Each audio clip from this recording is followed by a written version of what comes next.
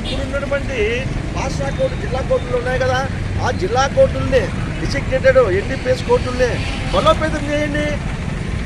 వాటికి సంబంధించిన పోస్టులు ఖాళీగా ఉంటే జడ్జీని నియమించండి, స్టాఫ్ను నియమించండి, మౌలిక వసతులు ఏర్పాటు చేయండి. ఎవరితో ప్రజలకు కూడా ఆనందకరంగా ఉంటుంది. టాస్క్ పెట్టండి. చీఫ్ జస్టిస్ ఆఫ్ ఏపీతో చర్చించి ఈ నెలకి ఇన్ని డిస్పోజల్ కావాలా, మీ పెండింగ్లు ఉన్నాయి, కఠినమైన శిక్షలు విధించండి, ప్రొవిజన్స్ ఏర్పాటు చేయండి, అమెండ్మెంట్ చేయండి, ఎన్డీపీఎస్ యాక్ట్ను అమెండ్మెంట్ చేయండి. ఎవరొద్దన్నారు?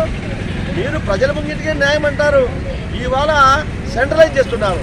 అంటే ఒక పేదవాడికి న్యాయం అందాలంటే తిరుపతికి వెళ్ళాలి.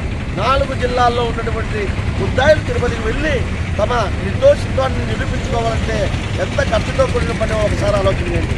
ఇవాళ రాజకీయ నాయకులు ఏదైనా తప్పులు చేస్తే వాళ్ళకి మాత్రం వెంటనే బెయిల్లు, జైలుకి కూడా పోరు, బెయిల్లు. కానీ ఒక సామాన్య చిన్న కేసులు ఇరుక్కుంటే వాళ్ళు ఎంత విలువలాడిపోతారో, వాళ్ళ ఆర్థిక పరిస్థితి ఏ విధంగా ఉంటుందో మీరు ఒక్కసారి ఆలోచించండి. నేను అయ్యా చంద్రబాబు నాయుడు గారు మీకు ఎవరు సలహా చెప్పినారో ఈ విషయంలో మాత్రము చాలా తప్పైనటువంటి నిర్ణయం అని నేను బార్ అసోసియేషన్ అధ్యక్షులుగా ఘంటాపథంగా చెప్పగలను.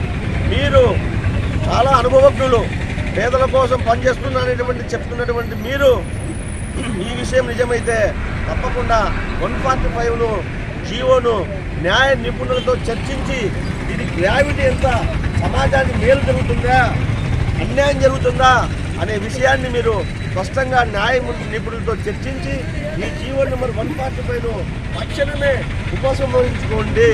ఉపసంహరించుకోకపోతే పెద్ద ఎత్తున రాయలసీమలో ఉన్నటువంటి న్యాయవాదులు అందరం కూడా మేము ఈ ఉద్యమాన్ని ఉధృతం చేయడానికి మేము సిద్ధంగా ఉన్నాము. ఈ చేసేటువంటి ఉద్యమము మా కోసం కాదు. మీరు సమాజంలో బాధపడుతున్నటువంటి వ్యక్తుల యొక్క ప్రయోజనం కోసం పనిచేసే వ్యక్తులు మీరు. మీకోసం మేము అసిస్టెన్స్గా మీకు చెప్తున్నాము. మా మరణంగా ఆలకిస్తే ప్రజల్లో మీరు గొప్ప గౌరవం పొందుతారు. లేదంటే సమాజంలో ఉన్నటువంటి పౌరులు కక్షిదారులు అందరూ కూడా ఆయన చేసినందువల్ల మాకు ఈ దుర్గతి పట్టిందని చెప్పేసి మిమ్మల్ని ఆడిపోసుకుంటారు. కాబట్టి తప్పకుండా ఈ జీవోను 145ను రద్దు చేయాలని చెప్పేసి కడప బార్ అసోసియేషన్ తరఫున నేను విజ్ఞప్తి చేస్తాను.